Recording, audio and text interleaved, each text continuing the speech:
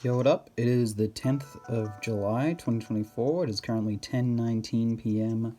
on a Wednesday. And it's a nice Wednesday today. A day, oh yeah, I got a full leaf clover yesterday. A day of humps. Hump day. So, right in the middle of the week. Except the middle of the week doesn't really matter when you don't really have a week. I mean, yeah, I don't know. I was still working on those personal projects I was mentioning yesterday. I was working on that today. A little bit. I didn't do it that much. I took a bit of a break today, I guess. Did some R&R, which I think is good. Especially because, this stuff that I'm working on isn't, pressured, really. It's just, like, fun, mostly. If I'm not having fun with it, at least, then I probably shouldn't be doing it, or should be taking a break. So, yeah. But yeah, I'm enjoying getting stuff done. How do you hold your net? With one hand or two? Two hands. Yeah, I thought so. I mean, two hands is the standard. Cube said he holds one net in each hand. In my opinion, that isn't overachieving. That's just plain dumb. I agree. It is dumb. You don't have any precision. I mean, I guess you don't have to be too precise with the net. I guess it depends on what you're trying to catch. If you're trying to catch, like, bees, which I don't know why you'd ever want to be trying to catch bees with a net, but sure, then yeah, I guess two hands, because, bees fly in swarms. That makes sense, I suppose. Other than the whole premise of the fact that you're trying to catch bees in a net, which, like I said, doesn't really make much sense, but sure. I mean, it's not that it doesn't make sense, it just doesn't sound like a very good idea. But you can do it in this game. With wasps and honeybees. I guess bees, it probably wouldn't be that bad, because, they don't attack you unless you provoke them, which I don't know if swinging a net at them counts as provoking them.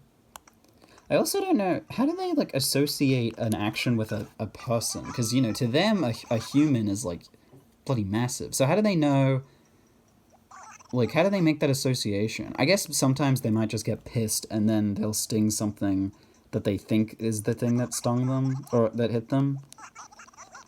Plus, they probably know what, like, body heat feels like, so they at least know what's living and what's not, I would say. The other day I ran into Scoop. I never assumed one could be such a poor kid. Yeah, that's all you have to say about her. Yeah, but I guess bees... I mean, any animal, really. Like, because, birds and stuff are known to be able to recognize faces on humans, which is kind of weird. Yeah, birds are kind of smart. I don't know if I talked about that. I might have. Sometimes I talk about things... I don't know. I don't know if this was something I talked about on here, but I guess I was thinking about those birds that live in the city, like crows and, like, pigeons and stuff like that, and, like, how they're kind of considered, like, lower level birds to most people, because they live in cities. But if you think about it, being able to live in a city for a bird is probably really hard, so... Yeah, it's weird. I was thinking, like, are those birds... Just, do they happen to be good at living in, suburban areas? Or do they... Or, rather, urban areas? Or do they have something specific? Like, because I heard that pigeons are actually, like, a domesticated breed of bird that just kind of got released, and now it's just a dime a dozen thing. I don't know how true that is. Like, I mean, it kind of makes sense, though, because pigeon proportions are very, like, they're very pet-like, like, and plus people do keep pigeons as pets, like, Mike Tyson does, actually, rather famously. But, yeah, so, I don't know, like, I feel like it kind of makes sense for pigeons to have once been domesticated, but at the same time, like, pigeons are, like, in lots of places, aren't they? So how does that work? I guess dogs are in lots of places, too. Things get imported and stuff. I heard that California... It might have been California. Someplace in America imported eucalyptus trees. Which... I don't know why you would ever do that. Eucalyptus trees are a type of tree native to Australia that has the eucalyptus leaf on them, which is what koalas eat to not be dead. But I'm, as far as I know, one of the main attributes of the eucalyptus tree is how dry and flammable it is, because, well, you know, it kind of comes with the territory. I don't know why they would import, and they put like a bunch of them everywhere, is what I heard. Hugh and Marina? It's so adorable. They're in the same organic green tea club. Not that there's anything suspicious about that, right? Let me look that up. Let's see. California. Yeah, so eucalyptus trees are interesting. So the leaves, how the eucalyptus came to California. Yeah, like, the thing is that in Australia, eucalyptus trees, so like, bushfires are kind of sometimes a good thing. It sort of depends. Generally, nature will contain bushfires, whereas, you know, because humans happen to make a lot of things that are, you know, flammable, a lot of infrastructure. I don't need this. It kind of can spread more, and obviously we ourselves start fires occasionally, whereas bushfires are kind of better to be contained. So I don't exactly know what the specific reason for eucalyptus trees being so, like, flammable is, but I'm pretty sure there are some species of tree that benefit from being flammable and drier. I'd almost wager that to combat... Well, for one, you know, every tree is going to naturally be drier in a place with less rain, so that's something to consider. But I'd almost wonder if a tree that's, like, you know, predisposed to being dry will, like, you know, learn to survive, I suppose, without water, which naturally makes it a drier tree anyway. Clankoid, I don't need that. If that makes any sense. Probably doesn't. Kind of talking out my arse here at the moment. But, you know, point being, it's an Australian tree, and they're very dry and flammable because it's from Australia, and most things here are either deadly or flammable. Most things are both because, you know, most living beings aren't capable of, you know, resisting fire, but still. So, some guy just thought that eucalyptus trees were cool, I guess.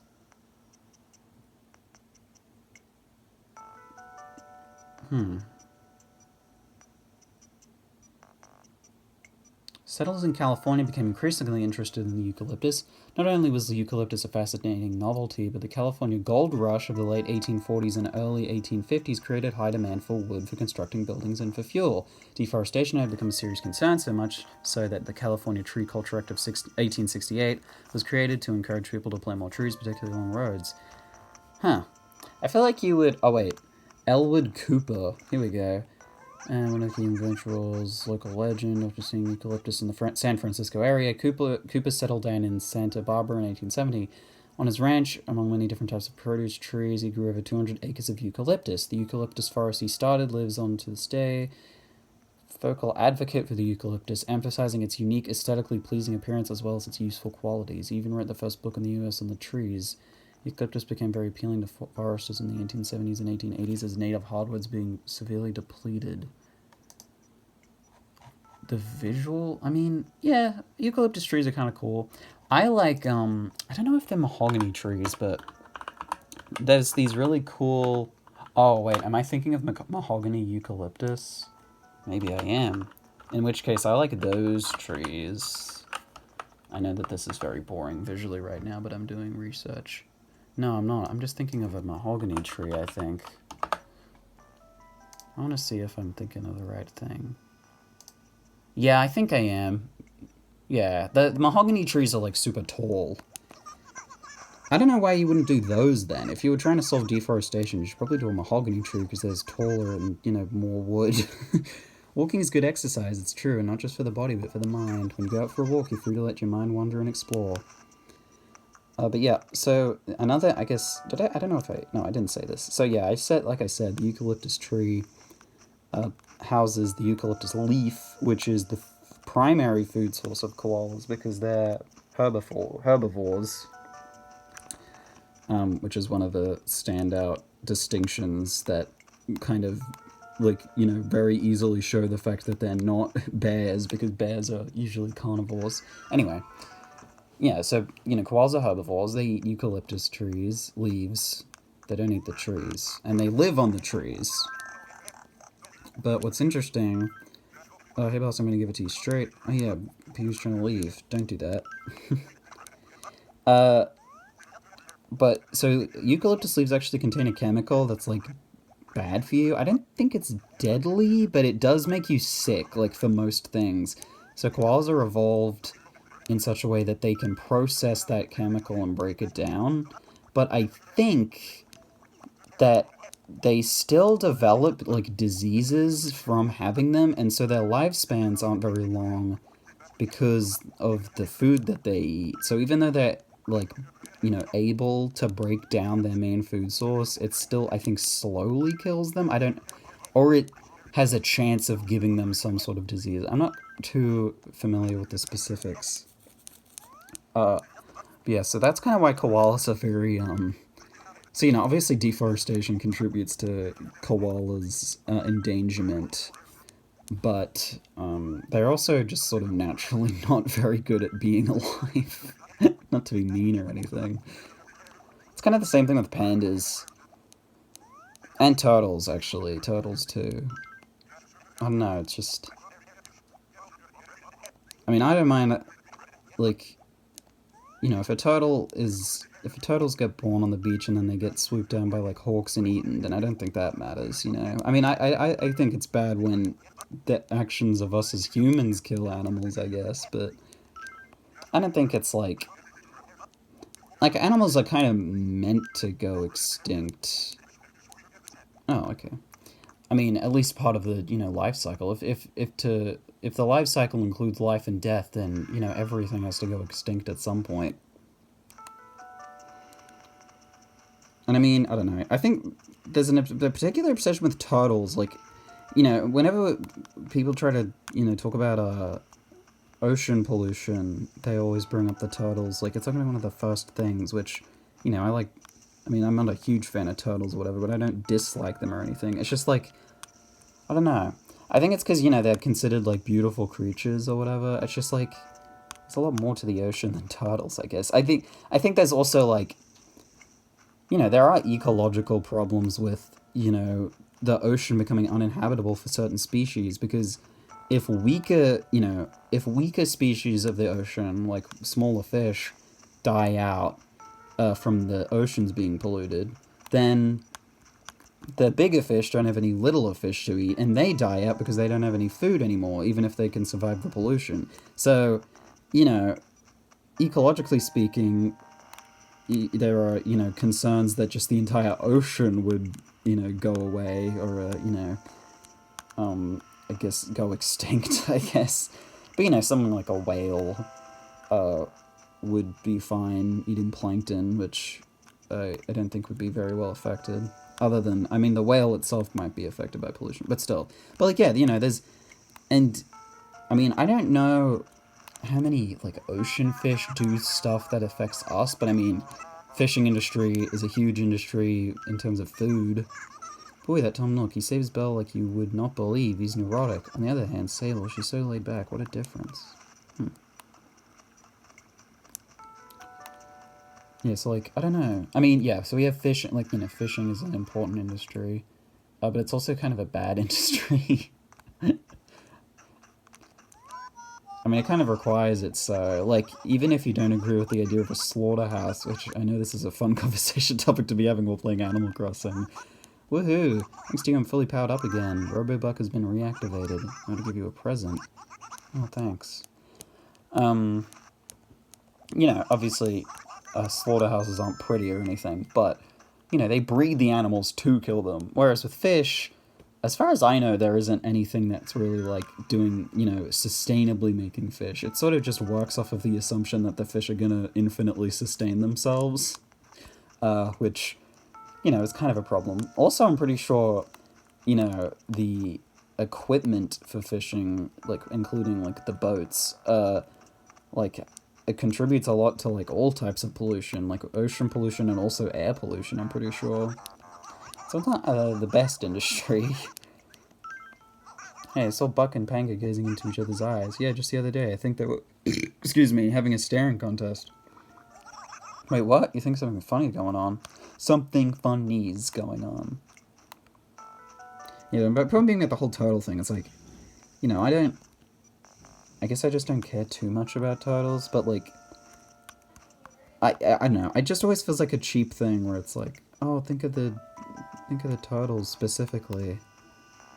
And I don't know, it just doesn't... I think it's just sort of a thing, and it doesn't really work on me, I guess. I don't know.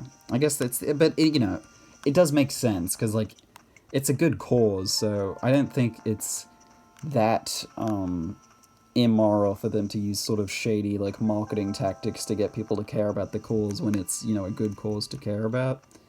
I just think the obsession with turtles is a bit weird, I guess. Like, because they look nice, but I don't know what they do, which I guess speaks to my ignorance, but, like... I mean, I guess, you know, if there's an animal that I think is cool, I don't want them to go away, I guess. I guess it's a natural, inclination. Oh, hello. So I heard you want to be Mateio's official cheerleader. Why don't you show me the cheer you've been working on? Okay, it's not done yet, so you have to promise not to laugh. Okay, Snoof. I've been to tons of football games. I'll just give you some pointers. Okay, I'll show it to you. Ahem, ready. Okay. Mateiio, it's the best, so get off your tush and join the love fest. No. Where's your spirit? Where's your flair? You're not ready to represent Mateiio. Let me show you how it's really done. Ready? Let's go. Mateiio can't be beat, so get out of your house and hit the streets. 2468, what town is super great? Mateiio. Woo! 8642, that's right, we got it better than you. Here in Mateiio. Woo! That's a good interaction. I've never seen that before.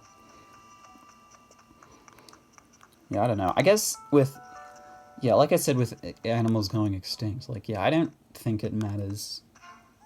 Oh, wait, I don't need to be here. Oops. It doesn't affect me a whole deal, at least on a personal level. I mean, it probably affects me indirectly, or, like, up the chain, at least a little bit. It doesn't get to me, I guess is what I'm saying, just because animals, I feel, you know, will go extinct. It's kind of an inevitability. But also that, but, like, you know, to, I guess, sort of reinforce the point, like, yeah, like I said, I don't like, you know, human actions contributing to animal extinction. You know, I mean, we've got a responsibility for the little guys. They rely on us. Or better yet, they rely on, you know, the world, and therefore, in a, you know, roundabout sort of way, they rely on us because we are the, you know, rulers, self-appointed rulers of the world. I suppose they don't exactly, you know, care for us, at least not inherently. And they don't really have any good reason to be fair. Especially when, you know, certain animal species just don't have the capacity to care for things in the first place, or at least things that aren't just them. Actually, I was looking up stuff about alligators and the crocodilians, which is the actual name of the, you know, family of things that include crocodiles and alligators and various other species. And I thought it was kind of interesting. Well, one thing I thought was interesting was that alligators and crocodiles will fight. Well, they treat each other indiscriminately from each other. Like, they don't have a type of separation between one another, I guess, because usually you wouldn't find an alligator and a crocodile in the same place, because I think alligators... Yes, alligators are freshwater. Are alligators freshwater? Yes, alligators are freshwater and crocodiles are saltwater. Which... Yes, I believe so. I want to look this up. So, you know, it's interesting that even though they're different, they still have like like ways of thinking each other. I don't know. I think it's weird. Like you wouldn't see them in the same place too often, so I don't remember. Wait, I don't remember if it's alligators that are freshwater or not.